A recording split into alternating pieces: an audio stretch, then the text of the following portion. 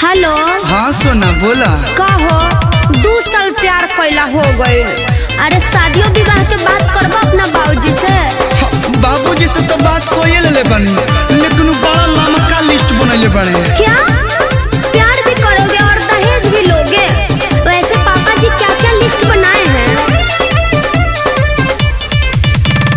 10 लाख नगद गहना आहार, 10 लाख के चाही चढ़े के कार, अरे देवे के पड़ी दहेज।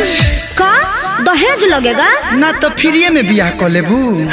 मुँह मारो अरेंज मैरिज के। 10 लाख नगद, 10 लाख के गहना, 10 लाख के कार, तक कहाँ जाइ है करे वाला प्यार? ऐसे बढ़िया तो लव मैरिज बा। कैसे? लहसुन खर्चा एकर। 10 रुपया के बड़ा माला मिलेगा, 10 रुपया से नूर में लगेगा। 20 रुपया और 200 में पंडित जी मैनेज। अरे टोटल 220 शादी संपन्न। अब मुँह का ताकत बढ़ो। ऑरेंज मैरिज के दूर से बोड़ लागो। ठीक है कहतरू, जागो ग्राहक जागो, लड़की लेकर भागो। प्यास गलत कर रहे हो, समाज में गलत असर पड़ेगा। Bachchan ji line change. ओके। जागो ग्राहक जागो, अपनी वाली को लेकर भागो। जियो व्यास, सही जा रहे हो।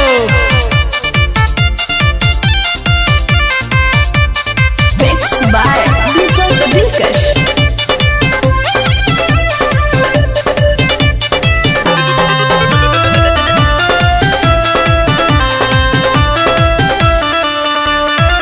कर्जा लेके जुटाबे लोग पैसा, हो जाला टेंशन भारी हो। तब बियाह नहीं निमन से होला, हो जाला मारा मारी हो। पंडित जी कौन मंत्र पढ़िए पता ना चली। लव मैरिज में इचको ना हो खेला तू, बैंड बजाना बराती हो जलायो सही फूल। लीजिए हो गया गठबंधन। लागत कि अब तहरा समझ में आ गई। साचो बहुत फायदा बा। फायदा बानो नहीं केहू से कुछ मांगो। तो कृपया ध्यान दे। जागो ग्राहक जागो, लड़की लेकर भागो। सॉरी भूल गए थे। जागो ग्राहक जागो, अपनी वाली को हो, अपनी बाबू को हो, अपनी सोना को लेकर जितना जल्दी हो भागो। प्यास बड़ा बानू।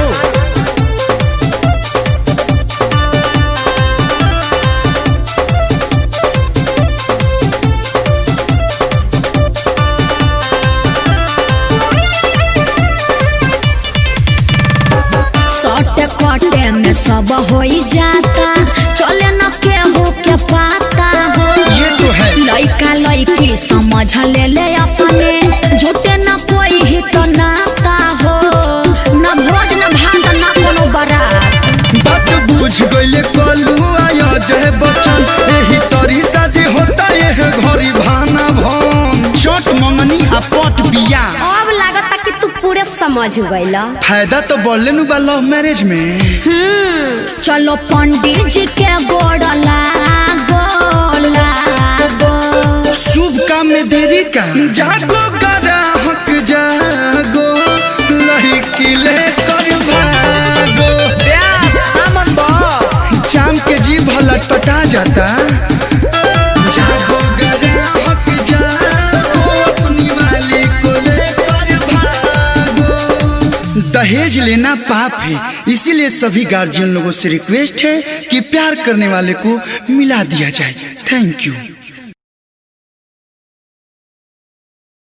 ऑरेंज मैरिज के दूर से बोड़ लागो।